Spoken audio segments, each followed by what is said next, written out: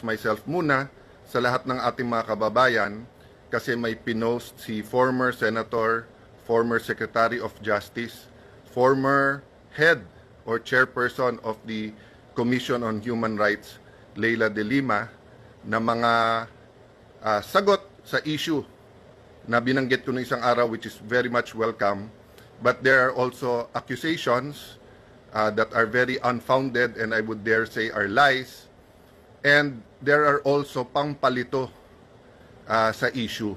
So with your permission sa akin Facebook community at kung meron tayong mga kapatid sa media na nanonood ngayon, I'd like to, yan, sabi ni Sheila, isasali ka daw, sabi ni De Lima. Sasagutin ko po. Let's still use former Senator De Lima to give respect naman din, di ba? So, good afternoon sa inyong lahat. Grace, Henrebs, Phoebe, thank you for always being there. Nairen, Malin, Janice. So, let me start po with a life verse, my life verse po.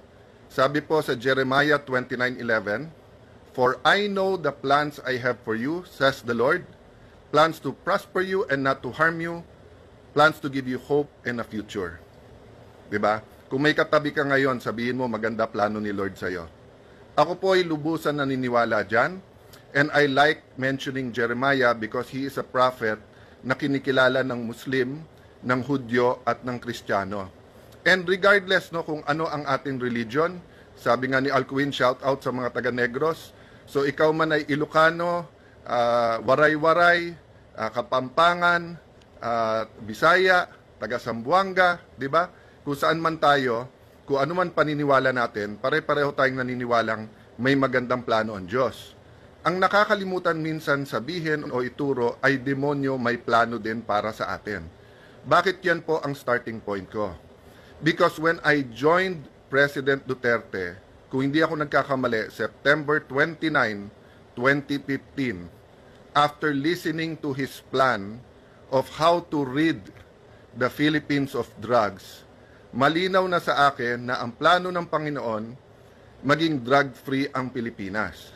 Pero ang plano ng demonyo, maging narco-state ang Pilipinas. Sa haba ng usapan namin ni Mayor pa siya noon, ni Mayor Duterte, then naging presidente, wala po siyang binabanggit na papatayin niya or extrajudicial. Yung language niya, language na naiintindihan ng kriminal. We all know that from different aspects, kahit dyan sa smuggling ng bigas, katabi ko siya nung tinawagan niya yung isang smuggler at sinabi niyang ilabas mo yung bigas ko, hindi papatayin kita. No? We understand the language.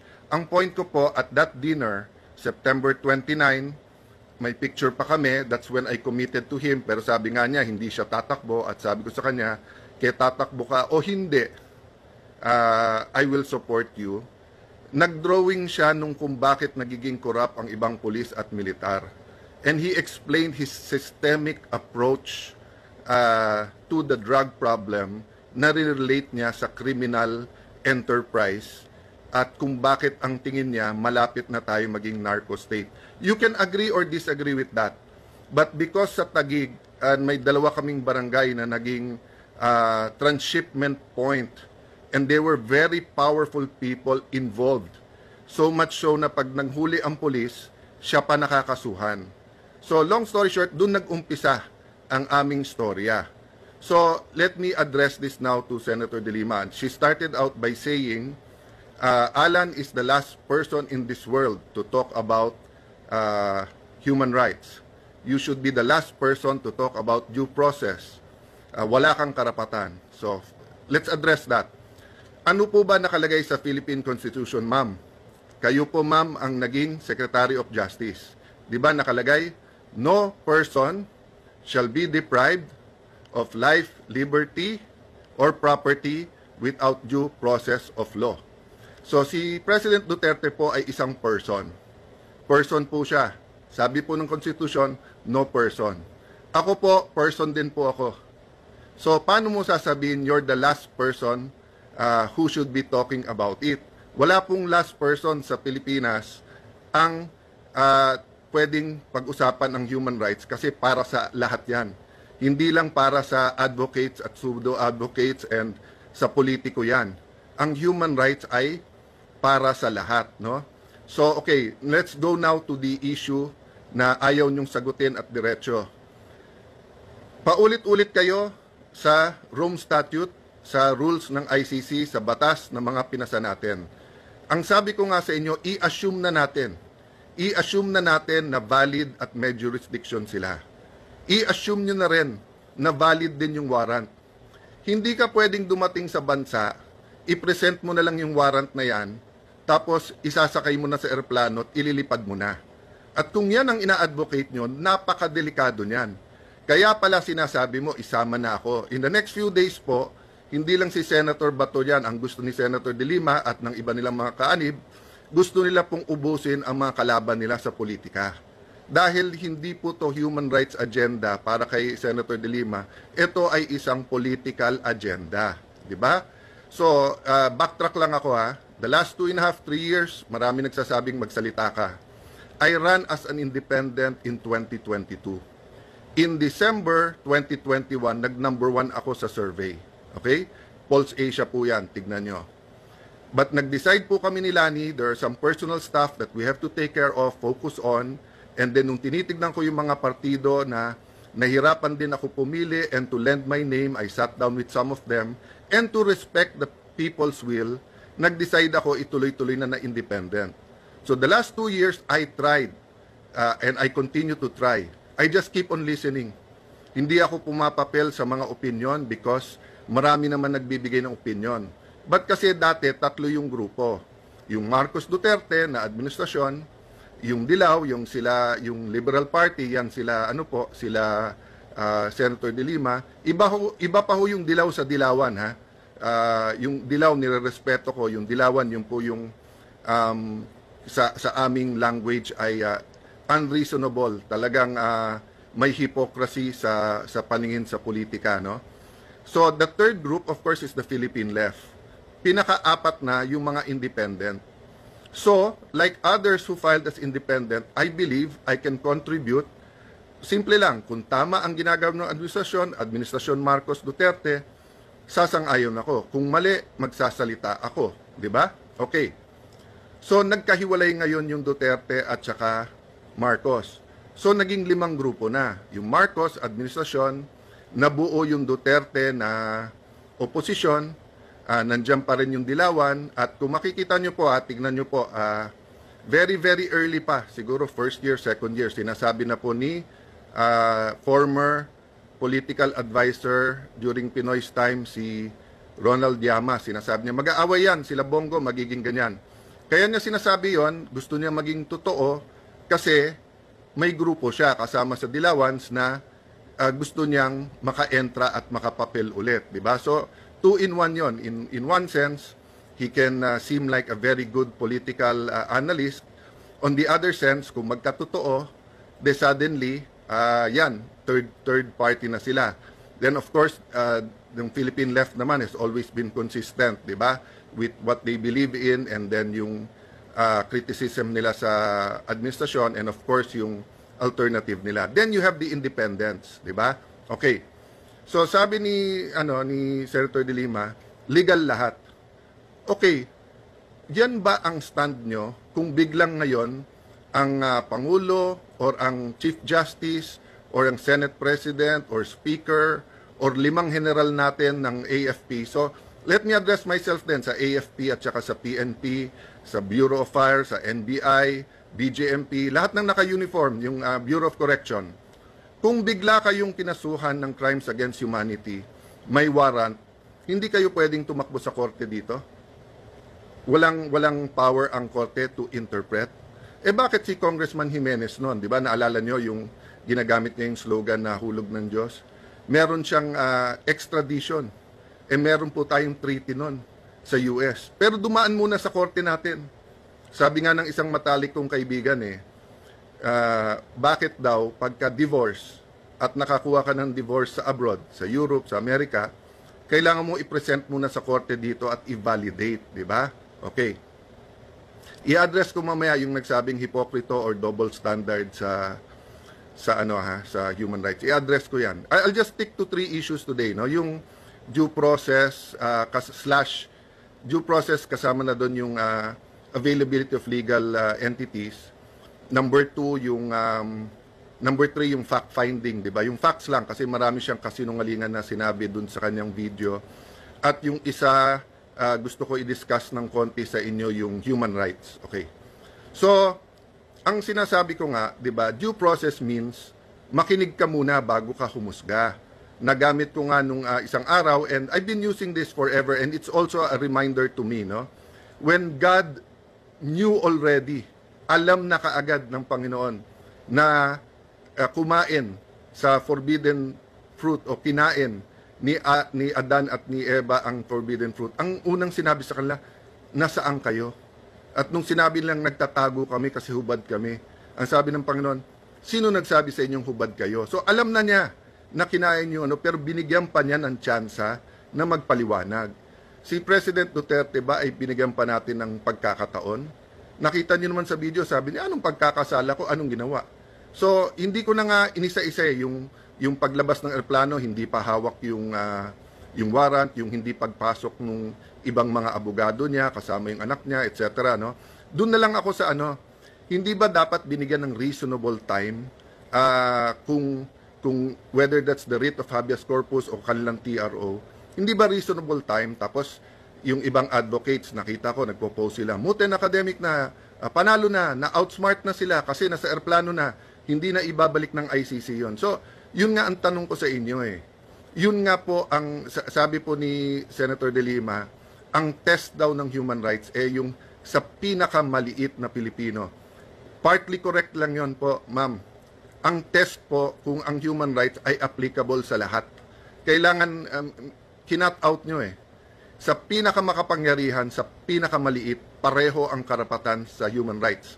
Parehong may karapatan to seek legal remedies, pareho na may due process. So, I'll jump, no? Dun sa legal remedies. So, sabi nung iba, bakit bibigyan si Duterte ng pagkakataon? Yung mga pinatay ba may pagkakataon? So, first and foremost, parati nating dinidistinguish yung extrajudicial killings. Ibig sabihin yung patayin mo na lang. Diba? Walang trial. At dinidistinguish natin po yung mga tinamaan dahil nga sila nagbarilan, mga sindikato para hindi mahuli. Diba? So hindi state, hindi po mga alagad ng batas ang pumatay doon. And then dinidistinguish mo rin yon dun sa mga police at militar na may raid, and then they protected their own life. So, the point is, ang ginawa ni Senator De Lima sa hearing sa Senate, I'll go through this deeper later on. Ang ginawa niya sa hearing, hindi niya sinabi sa madlang people, sa atin lahat, na during her time as Justice Secretary, iniba nila yung definition ng extrajudicial killing. Hawak namin po yung mga papeles noon. So, tapos pinapalabas niya na libo-libo na ang napatay. Na hindi niya sinasabi na ang extrajudicial killing nung siya ang Justice Secretary ay mahigit 10,000. At never ko sinabing kulang ang napatay o pumatay. I mean, you're making me out to be a monster, ma'am, na hindi naman totoo. So at this point, I want to challenge yung mga famed fact-checkers. O, yan Rappler, yung mga investigative journalism. I-fact-check nyo na lahat ng sinabi ni Senator De Lima kasi ang daming mali sa sinabi niya. Kailan ko sinabi na kulang pa yung patay? I always said that every life is valuable. Diba? Parati natin sinasabi yung sanctity of life, no? So, ang punto po dun sa mga nagsasabi kay Duterte na, ikaw ba, binigyan mo ba sila ng due process? So, inaamin nyo na hindi nyo siya bibigyan ng due process. Diba? So, kung sino man na gumawa ng karumal-dumal na krimen sa buong Pilipinas, sa buong mundo, na walang due process, dun po lumalabas ang mga tunay na human rights activists na nagsasabing, sandali lang, kahit kriminal sila, meron silang human rights. They have the right to due process. They have the right to seek legal remedies. Kaya nga maraming sikat na human rights activists pero mababaho sa politiko o kaya galit ang tao. Kasi nga, pinaglalaban ang karapatan when it's unpopular, di ba? But sa kanilang clique, sa kanilang grupo na it's more of political revenge rather than pure human rights, tahimik lahat. Nung sinakay sa aeroplano at inilabas na lang. Hindi hinintay ang Supreme Court, hindi hinintay. Saan ka nakakita na i-arestuhin ka, papunta pa lang mga abogado mo, gusto ko kausapin mga abogado mo, hindi pa nila malaman yung gagawin nila, aalisin mo na, di ba? So, napakadelikado yan. Sabi ko nga kanina, paano kung lumabas dyan 10 general, papayag kayo sa PNP o sa AFP, papayag po ang palasyo. So, kailangan to pag-isipan ng mas malalim. That's why nga sabi ko, maybe an independent voice, a reasonable voice, no? I'm not blaming anyone sa nangyari here, di ba? I'm pointing to the issue na tama ba na ang isang Pilipino na hindi pa niya na-exercise yung karapatan niya sa legal remedies, wala pang due process, ay suddenly sinakay sa eroplano at inalis. Okay. Number 2, human rights. Ma'am, sabi mo, nasaan ako? Okay. Ako po, taga-Taguig. Sa Taguig po, may mga below 10 years old na rape. Kasi po, yung inampun nilang isa, naging addict sa drugs, sa shabu. Kaya ninakawan yung pamilya, ni-rape po yung sa pamilya. Dito po, may anak, pinagbabaril yung tatay. Dito po, meron pong kung ano nangyari, and you can multiply this all across the nation. And ang estimates are as low as what? 3 million, as high as 5 million na addict. Ang addict po ay biktima. Ulit-ulitin ko po yon. Tignan nyo lahat ng statements ko. Never ko sinabing patayin ang addict. Kasi ang addict ay biktima. Dapat sila ay gamutin. Dapat sila ay bigyan ng oras. At kami po ay may mga programa sa rehabilitation. Nandito po ang main rehabilitation sa Taguig. Dinala ko po yung mga reporters dito. Hindi ka sumama, ma'am. Senador ka naman, pwede mo tignan yung rehab. Pero kasi yung storya nyo, napatayin lahat ng addict ay nasa utak nyo na. So yan na naman ang storyang pinupush nyo ngayon. Kaya again, hinahamon ko yung fact changers, tignan nyo. Okay, so first, human rights. May human rights lahat ng Pilipino to be safe in the streets. May human rights po lahat po ng ating mga kababaihan na umuwi ng gabi, whether sila'y sales, whether sila'y nasa opisina, sila'y nasa mga restaurant, call center, na hindi sila bastusin. May human rights po lahat ng mga tao na sumakay po ng mga public transport na hindi sila hipuan, hindi sila hold upin.